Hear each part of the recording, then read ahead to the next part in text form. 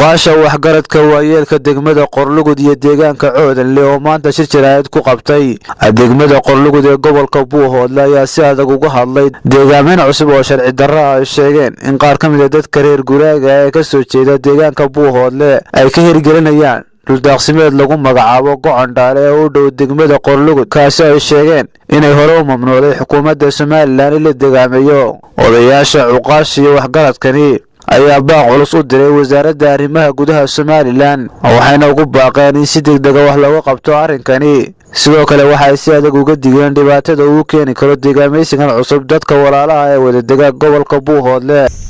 halka waxaanu isugu nimid shir ballaaran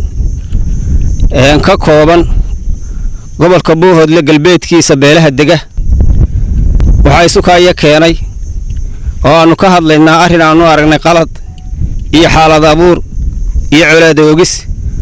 runtii ahna mid aan loo baahnayn kaasoo ah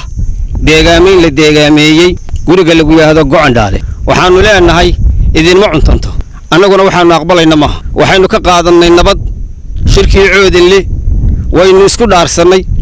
waxaynu ku gaadhnay qodobo ka soo baxay shirka oo lagu heshiiyay oo ahaa inaan la deegaamayn karin inta ay noo dhaxaysa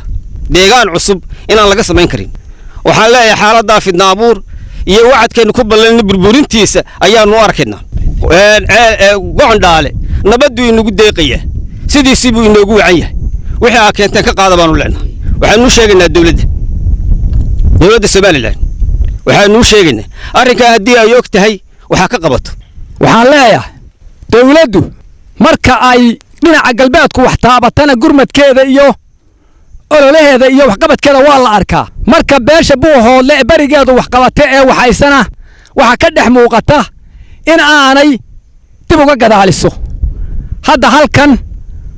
waxa aanu ku hortaaganahay dad dhalinyaro ah oo wax magarata ah oo foolxumooyinka loo bilaabay oo ku socda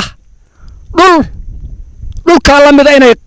bilaabaan waxaanu leenahay nabadda gacantaanu ku haynaa waxgaradka dhinac kastaba jooga baanu la sugaynaa hal la soo gaadho haddii la soo gaari waayo de wax faraa laga qaaday weeyi hagoogan iyo meegliya waa suuroobay marna kuwaas u suuroobay kuwana waa ku day oo ku suuroobayaan waxaanu leenahay ma suuroobayaan hadday hore u suuroon ma suuroobayaan haddii aan wax laga qaban oo sulaadiintu wax ka qaban oo dawlad wax ka qaban waxaanu gelaynaa dhul cusub baanu gelaynaa kii la aasay baanu ciidda ka saarina oo aan been hayn haddaan dawlad wax ka qaban nimanka Qoondhaale qodaya siyaasad baa ka dambaysa gadhoosha yuuha waxa weeyaan Soomaaliya waa nin Soomaaliya teetal Soomaaliya sita anagu nabaddaanu fadhina waa bil Wadaan nabaddaanu fadhina waxaanu saboornay nabadii lagu qaatay Hargeysa haddaanu dhalinyarada nahay annagu arrinka ma soo dhaweynayno waxaan ognahay in colaadi ka soo socoto dawladda Soomaaliland waxaan ugu baaqanaa inay si degdeg ah wax uga qabato waxaanu kale idin sheegaynaa annagu nabadii baanu sidii u haynay haddaanu uqaasha nahay sidii baanu ugu guntanayn wali lama arag annagu oo ka nabadgelyo xumo samaynayna maanta waxaanu markii aanu warka maqlay ee meel walba ay la yimi ee gadhoose ina bacalul ciidanka ay hogaaminayaan markii aanu aragnay de nabadgelyo ma wadaan gadhoose ina bacalul nabadgelyo ma wadaan waxay ahaayeen reer Buhoodle waxay ahaayeen reer hadee baqadarkeeda Buntland dawladda Soomaaliland iyo waxgaradka Soomaaliland hadduu culimo yahay hadduu uqaal yahay hadduu suldaama yahay dhammaan waxaanu leenahay la soo gaaro halka waxa ka socda waxaanu sheegayaa jiida u dhaxaysa Buhoodle iyo Qorilugud harfadhi iyo meesha la yaho Qoondhaale qaydar meesha la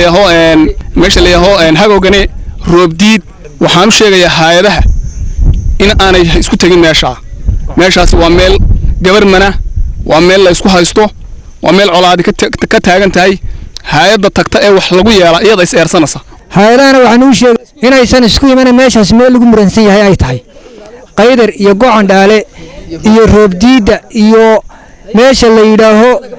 hagoogane Salabaan المسعيد سلبان كيكو فوغان أرقى حرطة ستار TV دegmada Qorilugud gobolka Buhoodle